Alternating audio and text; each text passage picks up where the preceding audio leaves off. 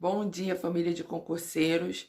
Hoje eu quero colocar aqui para você umas dicas do que fazer em sua redação. São dicas básicas muito úteis para quem é iniciante ao fazer uma redação. Então, preste atenção nas dicas. Então, a primeira dica, tá balançando aqui. A primeira dica é: não fica preocupado com o título, tá? Por quê? Muitas vezes a pessoa não sabe se o título vai ser necessário ou não naquele concurso. Então, você primeiro tem que analisar se o concurso está pedindo o título.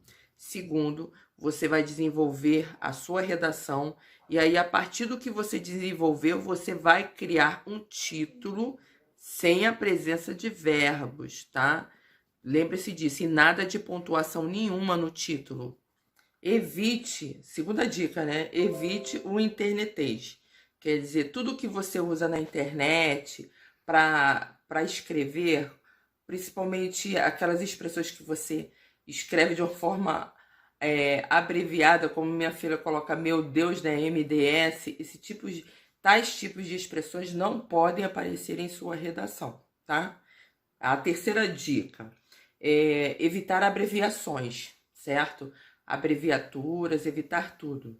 Aí o que acontece? A abreviação é tipo P com a barra, VC, TB, tudo isso deve ser evitado em sua redação. Quarta dica, vamos ver aqui. A quarta dica é evitar clichês e chavões, né? Subir para cima, descer para baixo, e qualquer outro tipo de expressão. Não é só isso, são expressões batidas, expressões conhecidas. Isso não mostra que você tenha um bom vocabulário. Você tem que realmente buscar um vocabulário direcionado ao tema que você vai utilizar, tá? Então, se você vai falar sobre fake news, buscar o vocabulário relacionado.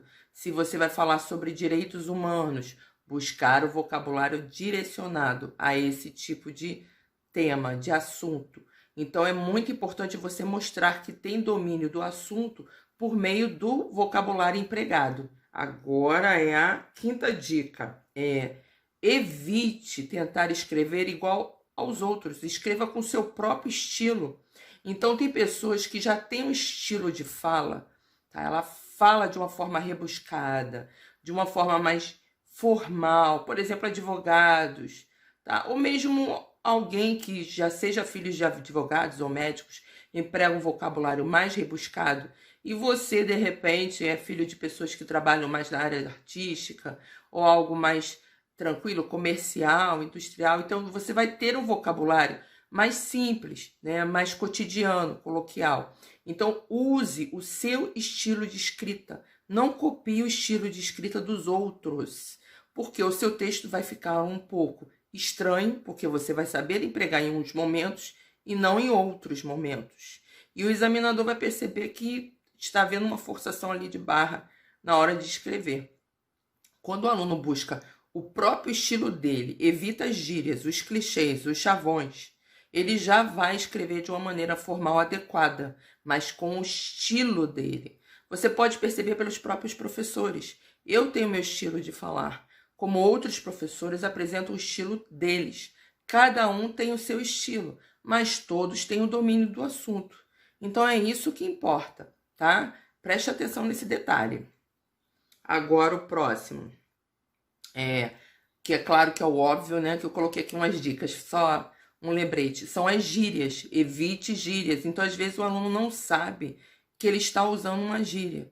Então, preste atenção no vocabulário que você está empregando. O que você fala no dia a dia não é o que você vai escrever. Você tem que tentar escrever realmente de uma forma mais formal, certo? Forma formal. Aí, fiz uma rima. Certo? Então, preste atenção nesse detalhe. Próximo.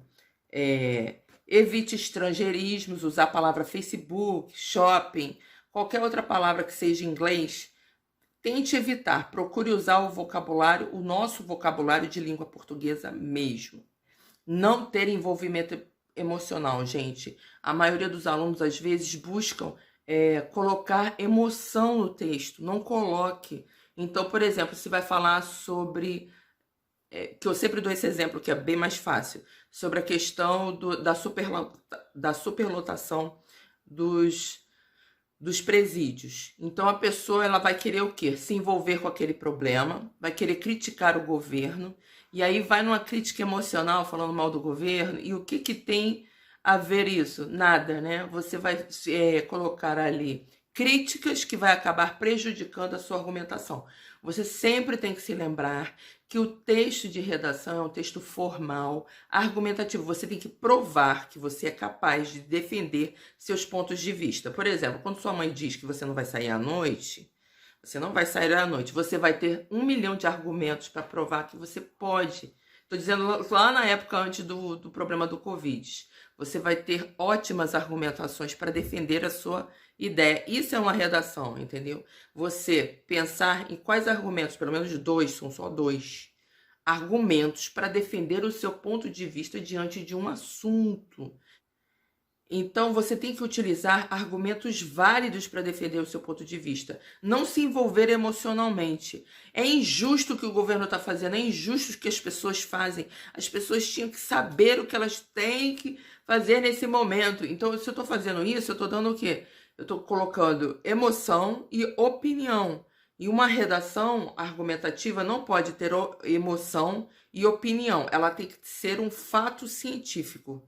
Você tem que apresentar argumentos válidos para o seu ponto de vista. Se você vai defender o seu posicionamento diante dos seus pais, do seu responsável, você vai usar algo válido. Você não pode dizer qualquer coisa porque não vai convencer os seus pais, né? Não vai convencer o seu chefe, não vai convencer as pessoas. Tem que ser algo realmente comprovado que você vai falar. É assim que deve ser a sua redação. E eu gostei desse ponto que eu falei, que a redação acaba que não é tão difícil como você imagina, porque é só usar 2 argumentos, uma introdução, 2 parágrafos em que você vai desenvolver em detalhes, explicar em detalhes cada argumento que você vai apresentar para defender o seu ponto de vista, e a conclusão. Pensando sobre isso, a redação não é tão difícil, certo?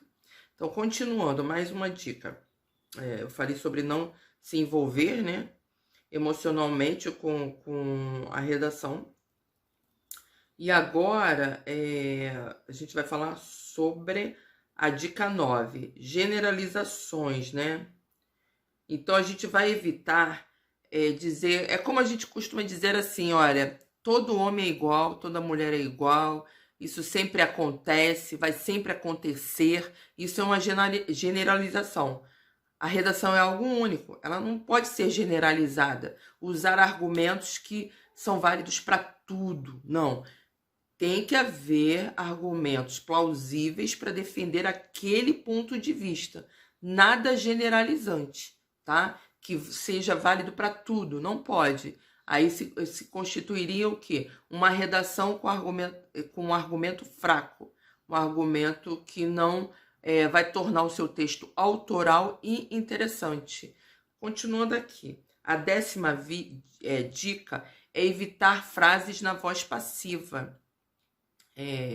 Então eu tenho na voz ativa, a menina comprou uma bala, a bala foi comprada por alguém, eu digo, o presídio foi abandonado pelo governo. Eu criei uma frase na voz passiva. Evite frases com construções na voz passiva. Evite, tá? Sempre na voz ativa. Ah, eu não sei o que é. Então, estuda um pouquinho essa matéria para entender, tá?